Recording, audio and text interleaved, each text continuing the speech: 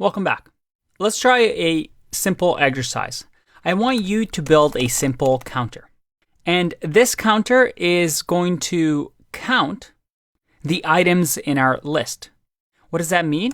Well, let's say I have a list, and this is a reserved word. Remember, it's an actual word in Python. So let's name it my list as a variable. And this list has 1, 2, 3, 4, 5, 6, 7, 8, 9, 10.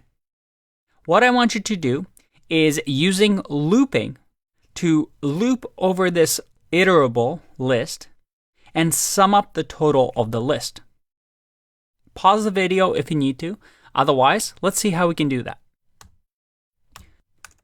What I'll do is create a counter variable that will equal to 0 to start off with.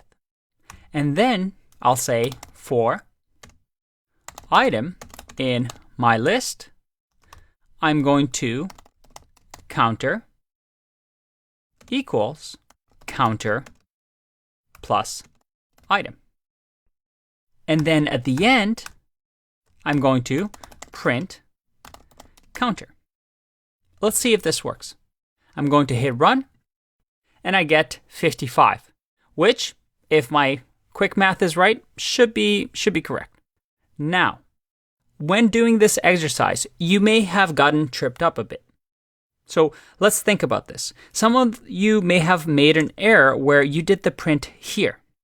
But if you did the print here, you remember that it's going to get looped over. It's part of this code block because of the indentation, and it's going to print as many times as there are items.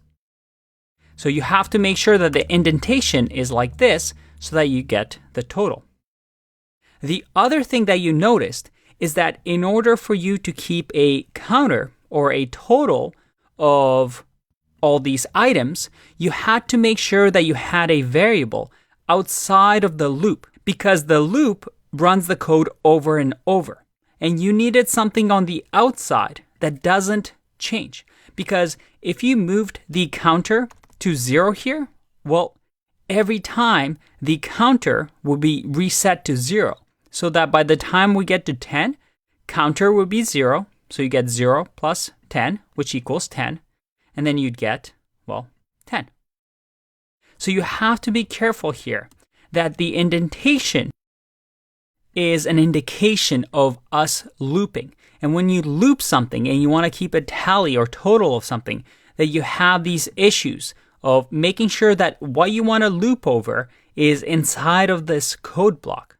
But what you don't want to, if you want to have some sort of information that's outside of this loop, that you keep it like this. If you weren't tricked by this question, good job. If you were, don't worry, it's all part of learning. I'll see you in the next one. Bye-bye.